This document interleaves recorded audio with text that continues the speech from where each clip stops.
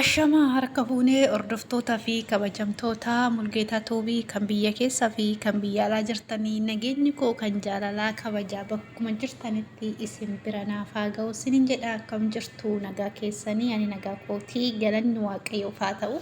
Isinillee baga nagaa fayyaa naaf taatanii har'a Mulgeetaan maal qabattee dhufte jechuun keessaniin oolu. Dhugaa Rabbii waan baay'ee nama dhibu jechuudha. Innis maal hoo jettanii hurjii namni wallaaltan hin jirtan miidiyaa kana gubbaarratti jechuudha. Hurjiin tuni dhiira kaan jala deemtee jireenya namaa baxabbaxxee jechuudha. Jireenya namaa keessa seentee nama walitti naxxee asii achi gootee bakka waan ishiin hojjechaa jirtu waan addaati jechuudha. Gazzabaa jettee jechuudha. Dhugaa gazzabni kuni har'aaf itti fakkaate malee jechuudha. Boruuf uumaa faayidaa isheedhaaf hin qabu jechuudha. Gazzaba kana ishiin nyaatee fixa malee gazzabni kun ishiin nyaatee fixu jechuudha. Gazzabni kuni waa takka isheedhaaf godhuu hin danda'u jechuudha. Yoo jireenya namaa keessa seentee asii achi borcitee akka harreetti gobamtu kana dhugaa Rabbii jechuudha. Haadhaan qabdu, abbaan qabdu, obboleewwan hin qabdu, obboleewwan keessuun hin gorfatanii. Indee maal jechuudha? Dura duniyaa jala deemtee abbaa manaa isheetii fi nama biraatti bittee abdii waraasisiiste abbaa manaa duniyaa jechuudha. Akkasuma ofiifillee duniyaa harkatti si'a sadi deebitee garafamtee barbaree dibamtee wanni hedduu irratti raawwatamee jira jechuudha. Amma moo deemtee jechuudha. Kaalid jechuudha. Qabdee haala hin taane jechuudha. Haala hin taane jara kaawwaniin addaa yommuu kan Kaalid jechuudha. Dhugaa Rabbii qaxaqqaxaan isaan qaxaqqaxaa jiranii jara kaawwaniin adda jechuudha. Kan abdii fa'aatiin garagara kan Kaalid dhugaa Rabbii waan baay'ee nama gaddisiisudha jechuudha. Inna Kaalid dhugaa Rabbii qallaa tana garafaan jiranii garuu hurjiin ammas qabamtee haadha manaa Kaalid harka buutee jirti jechuudha. Dhugaa Rabbii mucayyoon tuni firan qabdu natti fakkaate. Akkasuma immoo hiriyyaa gaariin qabdu natti fakkaate. Kan gorsanii waan kana keessaa ba'i jireenya kee keessa jireenya namaa kana keessaa ba'i jireenya kee jiraadhu jedhuuni hin qabdu natti fakkaate. Dhugaa oduu namni ishii cinaa jiraate oduu haadha qabaatte oduu abbaa qabaatte hin arga warra ishii kuni jechuudha. Waan ishiin ta'aa jirtu kana. Akkuma barbaadellee namni yoo gaxarumallee jiraatanii foon ishii yookiin zaroomni warra zarii ishii jechuudha arguun hin oolu jechuudha. Isaan irraa warri ishiitillee yoo gaxarii ta'e hin dhaga'an jechuudha. Garuu oduu warra qabaatte waan akkana kana raawwattu maallaqaa jettee qarshii jettee jechuudha kanan raawwattu jechuudha. Dhugaa Rabbii namni mee lubbuu ishii malee homtuu hin hafne maal barbaaddi jireenya namaa keessa seentee jechuudha.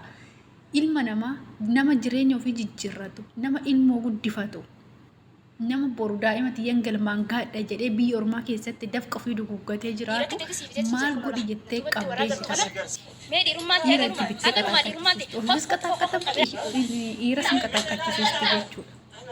Ofiisis kunoo harka dhiiraa buute harka abdiitii fi harka haadha manaa Kaalid buute jechuudha. Akkatti hidhamtee teesse jechuudha. Kanaafuu mee of taatee hin jiraattu kaayyoo biyyaa baateef gaafa biyyaa baatu kaayyoo ishee haadhatootii fi abbaa kootiin jijjiira obboleewwan kootiin jijjiirattee kaayyoo qabattee biyyaa baate saniif maaliif kaayyoo saniin hin jiraanne maaliif mataa ofii qaqqabattee hin jiraanne haga abbaa manaa kaaniif kaan jala deemtee jireenya namaa laaxxee ofiifis akkatti hidhamtee barbareen itti dhuramee qaxaqqaxamtee hudhamtee waan adda addaa raawwattu kana of taatee hin jiraattu dafqa ofiitti hin jiraattu haga gazzabaa jettee kana hunda raawwattu jireenya namaa keessa seentee jireenya namaa laaxxu.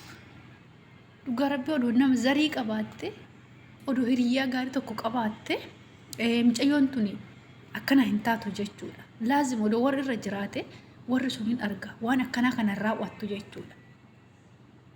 Indee dhugaa Rabbii waan baay'ee nama gaddisiisu jechuudha. Waan ishiin raawwachaa jirtu jechuudha. Tokko jalaa hoo baate tokko qabdi. Tokko jalaa hoo baate tokko qabdi. Ishiin bakka kaayyoon ishii gaafa biyyaa baatu digimtii kana hojjisiifattee jechuudha. Xonqaayii kana hojjisiifattee kanumaa biyyarraa dhufte jechuudha. Ishiin jireenya namaa baxabbaxuudhaaf dhiira tokkorraa hoo buute dhiira tokko yaabbachuudhaaf dhiira tokkorraa hoo buute dhiira tokko yaabbachuudhaaf. Waay dhugaa Rabbii baay'ee nama garramte mucayyoon jechuudha. baay'ee tokko jechuudha. Kanaafuu urjiin warri itti dhiyaatan obboleewwan ishiitis akkasuma hiriyoon ishii hoo jiraattanii dhugaa rabbii jechuudha gorsa odeeffattanii gaafa lubbuun ishii ba'e as ba'an jechuudha. Garuu har'a namni ishii as ba'ee gorfatu tokko dhabame jechuudha.